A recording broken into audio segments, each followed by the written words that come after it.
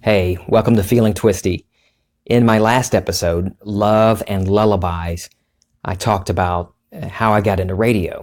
And how I told a little story about how I used imaginal scenes in my imagination and occupying the state that led to me being in radio. However, I had no idea that's what I was doing back then. Today, I want to talk about, still in the vein of radio, and talk about imaginal acts that I knowingly did and then their fruition. So, for the past year, a year ago, I started getting into participating in live calls, these global live phone calls, phone conferences with Mr. 2020 and groups, people from his group, people that are like me. So the very first one, we introduce ourselves and it comes up. 2020 says, you have a voice for radio. You have a good radio voice, something like that. And perfect icebreaker. I said, well, I used to be in radio. And a few live calls go on, participating in all of them, lots of fun. And I think it might have come up again. He talks about me being in radio. One of the last live calls that we did, at the very beginning, 2020 just kind of throws it to me. He said, all right, Mike, take it. And I had no idea he was going to do that. He just let me open it, kind of host the opening of the live call. So I'm leading this live call for the first 10 minutes or so with people from all over the world, all different time zones. It's really cool. And it was after that live call, I was thinking, I do miss, I used to say I would never get back into radio. I'm done with all of that. But I did miss it. I was thinking fondly of my memories in radio. And so I just dropped into a very brief state akin to sleep, just a few seconds, and just imagined me back at the microphone. I imagined the headset, my headphones on. I felt the pressure of the headphones on my ears, saw the microphone in front of me, and I heard my voice through the headphones. And then I dropped it. I felt it real, the reality of it. I could feel the headphones on, hear my voice through my headphones as I speak into the mic. And then I let it go. A few months pass. One day I am sitting in the Taco Bell parking lot, waiting to pick up my daughter from school. And I'm looking at Instagram and I see Orrin Parker's well, I'd known he had his podcast. I hadn't really paid much attention to it before that. But on that day, I tuned into Paul Gonsolin, his episode as a guest. And I'm looking at Orrin's Instagram post, and he's great at graphics. If you know Orrin Parker, he does some kick-ass graphics. He works the magic with what's it called now? Photoshop? Is that the name of the program? Wow. Now I sound like an idiot. I use Canva and very basic tools. He creates things from nothing with graphics. Michelle does too. They're fantastic. They're so skilled. Anyway, I was admiring his graphic that he created promoting his podcast. And I'm looking at it, and I thought it was so cool how Paul's face and Orrin's face is on this post, on the graphic. And I think, I would like to be on Orrin's podcast.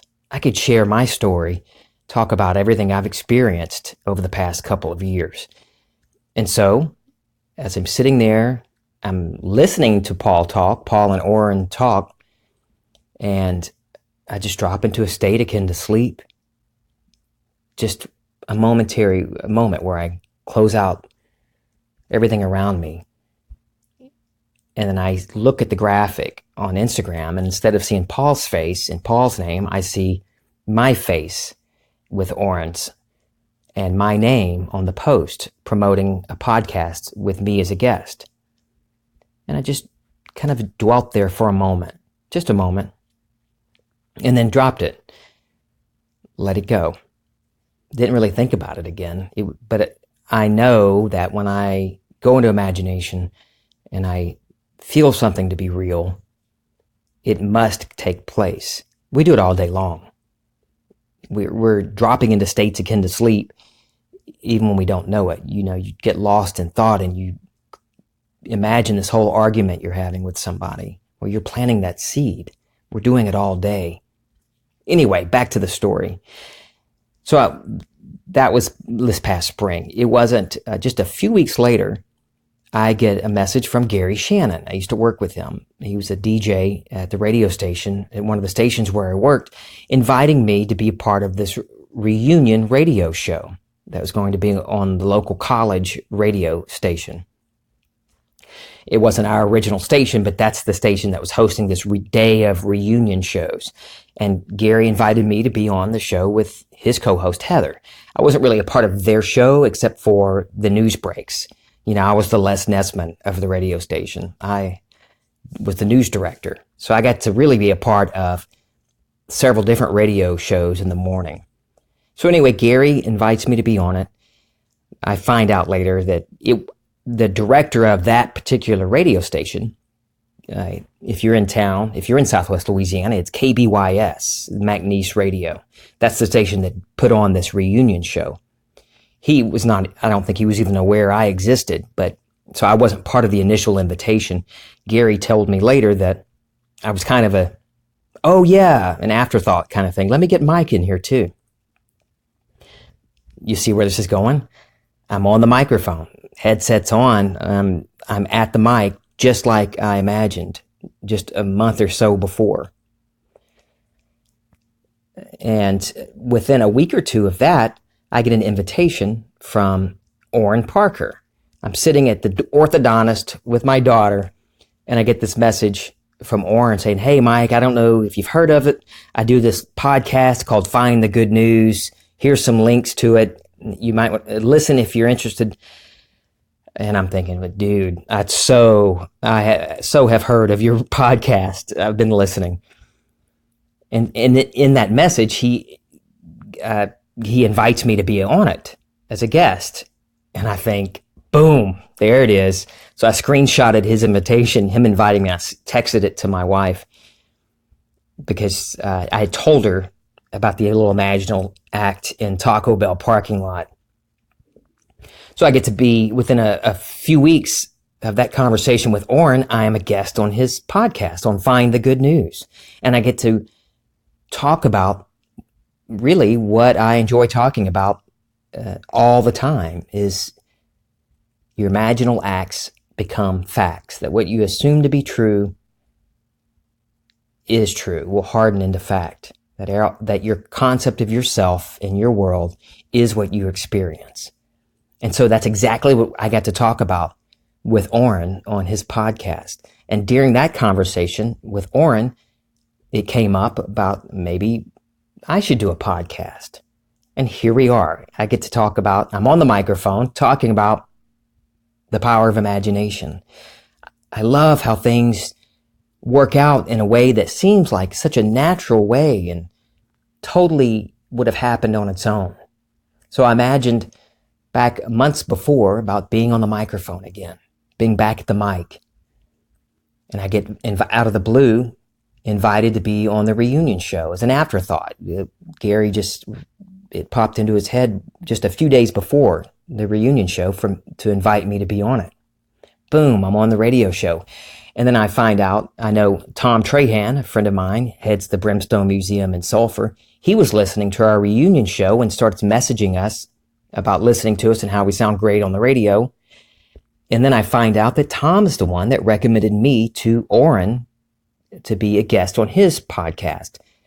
And then I'm on with Orrin on Find the Good News, and he points out that maybe I could do a podcast. It might be a good idea. And here we are. I'm on the microphone, my own little lavalier that I bought from Amazon, not the fancy mics that Orrin has or that I had at the radio station. But you see these two imaginal acts. I imagined and I felt it to be real, that I'm back on the microphone with the headset on at the mic. It happened. Boom. On the reunion show. I had also, before that, imagined me being a guest on Orrin's Find the Good News with on his podcast. And so to look at it, you could see, anyone could say, well, you worked with Gary. Yeah, it's an afterthought. He thought of you at the end, at the last minute, invited you on. Tom happened to hear you. Tom remembered you might have some interesting stuff to say and mentioned it to Orrin. And then Orrin loves talking about podcasts and encourages everybody to do podcasts. And so what happened to you is nothing special. It's not really special. Nothing special, meaning that what couldn't happen to anybody else. It happens to us all the damn time. We're always reaping what we sow. We're always harvesting those seeds we planted. Always. I just love how this all interwove together. Or wove together? Interwove? Is that even a word? You ever say a word that you've used before, then all of a sudden it doesn't seem like it's appropriate or that it's even real? Anyway, I like how these two specific intentional imaginal acts came together in a beautiful way, all within a few weeks of each other. I love that. Neville let's see if I can pull it up real quick. I wasn't going to quote this, but I'm going to quote it real quick. In a lecture I'm reading of Neville's today called The Cross, it's from 1963. He says, don't fall into states. We fall into states all the time, unknowingly. We don't realize what we're harvesting. We don't recognize our own harvest. Things happen to us and we wonder, well, why the hell did that happen? How could this have happened to me? Because you imagined it. You assumed it to be true. You planted that seed yourself. We plant our own seeds and we harvest our own crops. And Neville says, don't fall into it unknowingly. No, enter it with your eyes wide open. Knowingly enter a state and occupy that state. I'm going to quote this because I want to get it exactly how Neville talks about when I talk about getting into a state akin to sleep. I call your imaginal act. 2020 calls it feeling it real. He refers to it. If you ever follow him on Facebook or his group, you'll see FIR. Looks like what's spelled fur, but it stands for feel it real. So when you're doing these sessions or these imaginal acts, whether you're by yourself in a room with the lights off or driving down the road, you can do this. Now, to the point of closing your eyes and shutting out the world entirely, you might not want to do that while driving, but you can certainly feel it real. Go into imagination and plant seeds. Occupy a state while you're driving, while you're talking with someone, while you're at work. So here we go. The first step in changing the future is desire. That is, define your objective. Know definitely what you want. So I knew exactly what I wanted. I wanted to experience being on the radio again. And I wanted to be on Orrin's podcast. Second, construct an event which you believe you would encounter following the fulfillment of your desire. An event which implies fulfillment of your desire. Something which will have the action of self predominant. So first person experience. You're looking through your own eyes when you experience this. The third step, immobilize the physical body and induce a state akin to sleep. Then mentally feel yourself right into the proposed action. Imagine all the while that you are actually performing the action here and now. You must participate in the imaginary action, not merely stand back and look on, like, visualizing it like you're watching yourself from a distance.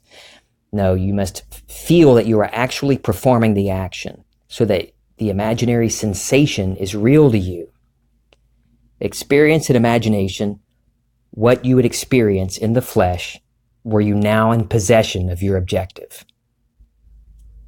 So, for me, that single act that I imagined, feeling the headphones on my ears, sitting before the microphone and hearing my voice, that's my little single action that I created in imagination and lived in imagination. And then it happened, specifically happened. That me sitting at the mic with the headphones on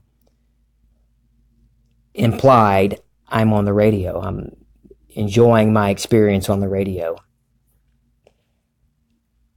And it was just a very brief, momentary scene. And then with Oren's podcast, with Find the Good News, I'm sitting in my truck looking at Instagram and just seeing my face on the post and my name on the post with Oren. I'm going to go on. Last quote. I simply imagine... Okay, let me go back. I'm not editing this either. So sorry if you're listening to all of this. I'm not really sorry. But I don't like editing. Not anymore. I used to. When I was in news, I edited everything. It had to be perfect. Well, I'm done editing myself. And I'm done editing my life.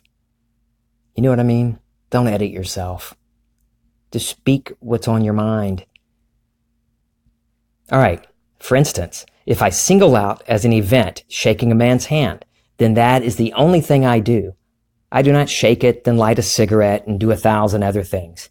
I simply imagine that I am actually shaking hands and keep the act going over and over and over again until the imaginary act has all the feeling of reality. The event must always imply fulfillment of the wish. Always construct an event which you believe you would naturally encounter following the fulfillment of your desire. I could have imagined a number of things. I could have imagined me talking to Kim about it, or someone saying, oh, hey, I heard you on the radio. Any of those. I could have imagined drinking a cup of coffee or drinking a martini. It's what I know that imaginal act implies. It's the implication. We use the imaginal scene to solidify it, to make it real in our imagination. That's all. It doesn't have to be, I was very specific, me in front of the microphone with the headphones on. It could have been anything, but implied that my wish was fulfilled. I do want to say before I wrap up that me talking about and sharing my experiences and talking about the power of imagination, I love it. I love doing this. But it's not what makes me happy. And being on the radio, I didn't imagine being on the radio again because that would make me happy. I didn't imagine being on Oren's podcast because that would make me happy. I'm happy because I know who I am. I love life, and knowing that I can't blame anybody for my problems was freaking awful at first, but it's liberating. So that's what I'm excited about. I did the whole imaginal act with the radio because I thought, I really enjoyed that. I want to experience that again. It's experiences. I wanted the experience of being on the radio again. I wanted to experience talking with Oren because I loved how he hosted his podcast. He pulls out some great stuff in his guests, and I wanted to experience that. So none of my imaginal acts make me happy. No, I'm already happy because I know who I am. It's experiences. Every day we get to wake up and experience something wonderful or something really crappy. It's up to us. So what do you want to do today? Huh? Imagine up some wonderful experiences for yourself. And none of them are going to make you happy. Be happy already. Enjoy the experiences. Nothing outside of you can make you happy. So just enjoy the ride. Imagine up some cool stuff.